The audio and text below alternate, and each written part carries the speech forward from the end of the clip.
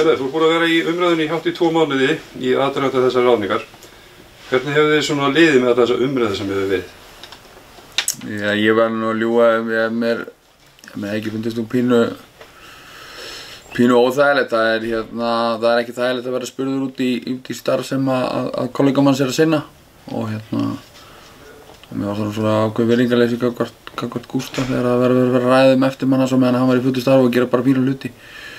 Þannig en ég var svo sem ekkert að leiða eitthvað, ég misti ekki svefnið yfir þessu eða neitt. Þetta var ekki eitthvað sem að ég var eitthvað að hugsa allan daginn og hafði náttúrulega bara nóg með það að reyna að sinna þessi verkefni og Gróttu eins vel og kostur var. En kannski er þetta bara hluti af þessum heiminn sem við lifum í, þessum fótboltaheimi. Já, Óskar Þorvaldsson Baltus, hann er bara 46 ára gamall, þriggja barna faðir, giftur Laufeyju Kristjánsdóttur í 21 ár núna, 7. nóvember. Vesturbæingur, borinn og barnfæddur og eini káringur fjölskyldunar. Þetta byrja allt eftir í bæ, það er frá einum mellum, bara 30 metrar frá Káarheimilinu, að Káarstæðinu. Þar byrjaði ég og eins og sem spilaði aldrei með öðru liðeldur Káar og hafði ekki þjálfað annað liðeldur Káar þegar ég fór til Gróttu, þar sem að börnin mig voru. Og svo einhvern veginn var þetta bara hérna hingað er ég kominn. Það er alveg rétt, þegar Blika þetta, pabbi spilaði með Breiðablik, föðurbróðir minn, Jón Óskar Baldur spilaði með Breiðablik. Afi var auðvitað mikill Bliki og þetta er mikill Blika fjölskylda. Og þannig að ég hef einhvern liti sterkar taugar inn í þetta félag og þó ég hef aldrei spilað með eða starfað fyrir það áður. Ég man þetta varla að gera því og fór oft að spila fótbolta við frændur mína þar. Ég hætti í raun og veru 98, þá fór ég út sem atvinnumaður og var hjá Strömskosset í Noregi og meiddist á baki. Og í raun og veru náði mér aldrei eftir það og lagði skóna hilluna.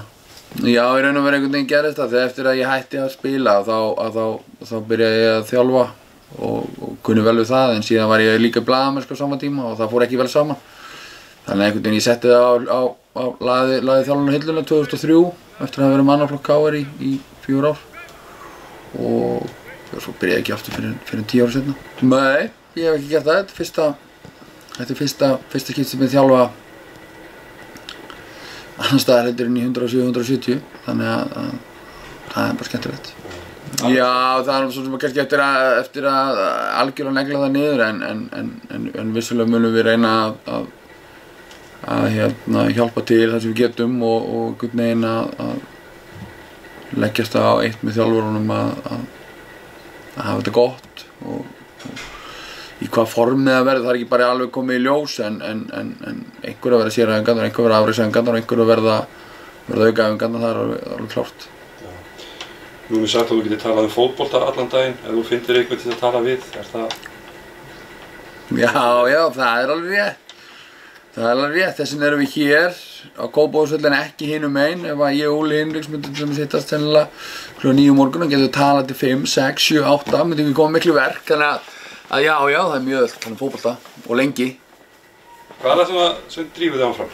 Hvað er það færið til að vakna á mótana? Það er í raun og veru bara það sé ekki einhvern veginn verkefni dagsins og sinna þeim vel. Þú veist, það er mjög auðvelt að vakna í þessu starfi sem ég er í núna og þetta bara fór þetta að fá að starfa við fótbolta. Þú veist, maður eins og veit það að þetta starf er hverfult og þannig að það er eins gott að því sé sinnt vel og ég ber virðingu fyrir því að Breiðablik er auðvitað klúbbur sem vill hver gjarnast að vera heldur í toppbaráttu og á hver gjarnast að vera heldur í toppbaráttu og þá þýðir ekkert annað heldur svona brettum bermar og leggja klukkutíma að baki hérna á vellinum. Það eru gerðar mikla kröfur í Kópavoginum. Hræðist ekkert? Nei, ég hræðist ekki kröfur. Ég gerir sjálfur mikla kröfur á mig og mína leikmenn og ég held að það sé bara þær kröfur sem ég gera sjálf af mér er bara einhvern veginn takt við held ég þær kröfur sem að umhverfi gerir á okkur. Þannig að það væri rosalega lítið gaman ef það væri enga kröfur. Leikmannamál, ertu eitthvað búinn að spá í það? Höskuld, Alfons? Óliðar? Nei, við svo sem, veist, Alfoss er auðvitað bara samningsbundinn Norrköping og með samning út næsta ár. Hann veit hins að það, hann er standa alltaf dyrnar opna hérna ef hann er áhuga að koma heim. Sama Höskuld er kannski svona aðeins meira limbói. Það skýrist vantarlega fljótlega. Og sama með Oliver, maður veit aldrei hvað gerist með hann vill náttúrulega reyna fyrir sér úti. En Oliver veit það eins og aðrir Blikar að þeir eru alltaf velkomin hingað heim í Kópavoginn, hann er bara þannig. Nei, kannski bara að vonast til að sjá sér flesta Blika á vellinum og ég vonast til að sjá það sem fyrst. Við byrjum að spila í Bósmótinu 16.